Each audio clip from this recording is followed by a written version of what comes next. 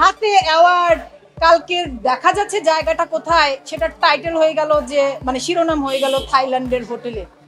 কি কথা রে ভাই!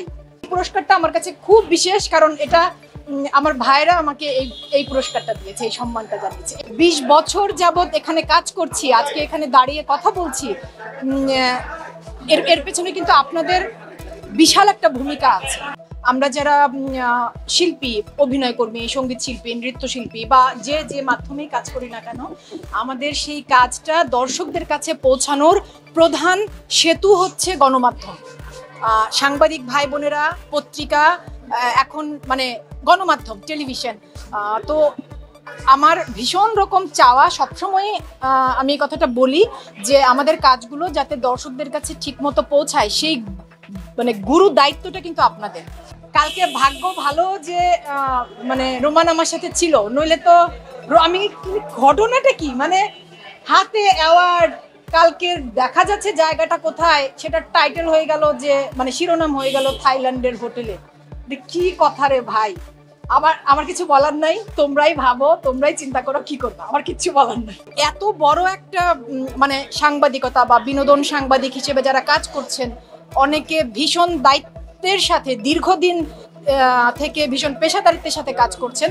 আপনাদের জন্য বরং বেশি কি বলবো, বিব্রতকর। হ্যাঁ, বিব্রতকর বলতে হচ্ছে আমি চাই না যে এরকম বিব্রতকর অবস্থায় আপনাদেরকে পড়তে হোক, কারণ মানে আমার ধারণা প্রত্যেকটা শিল্পী স্বীকার করবেন। সেদিন একটা অনুষ্ঠানে যেমন সিজেবির প্রোগ্রামে জয়াপা বলছিলেন যে তার মানে তার জীবনের যত কাজ, সেই কাজ দর্শকদের কাছে পৌঁছে দেওয়ার সবচাইতে দায়িত্বটা সবচাইতে সুন্দর করে পালন করেছে সাংবাদিক ভাই বোনেরা। সম্মান পাওয়া তো আনন্দের, সবার জন্য আনন্দের। মানে যে কোনো মুহূর্তেই কোনো মানুষকে তার কাজের জন্য যখন স্বীকৃতি জানানো হয়, সম্মান জানানো হয়, সেটা ভালো অনুভূতি তৈরি করে মনে।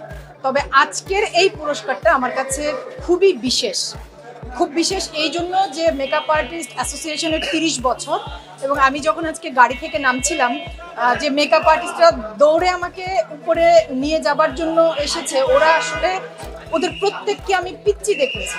মানে আক্ষরিক অর্থে আমি তো 20 বছর থেকে কাজ করছি, তো আমি যখন কাজ শুরু করেছি ওরা সবাই পিচ্চি, ছোট্ট।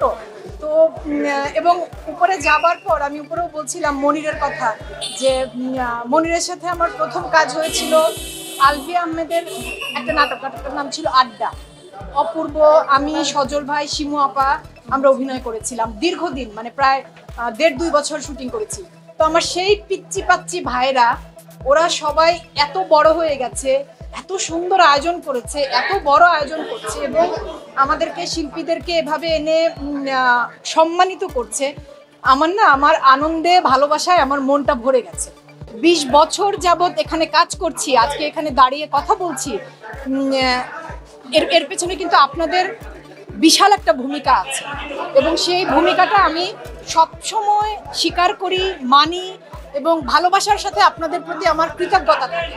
তো এই 2-1 জনের ছোটখাটো ভুলের কারণে তো এটা কিছু হবে না, তবে আমি আশা করব যে আমরা সংশোধন হয়ে যাব। পুরস্কারটা আমার কাছে খুব বিশেষ, কারণ এটা আমার ভাইরা আমাকে এই পুরস্কারটা দিয়েছে, এই সম্মানটা জানিয়েছে। এই জন্য এই পুরস্কারটা আমার কাছে বিশেষ।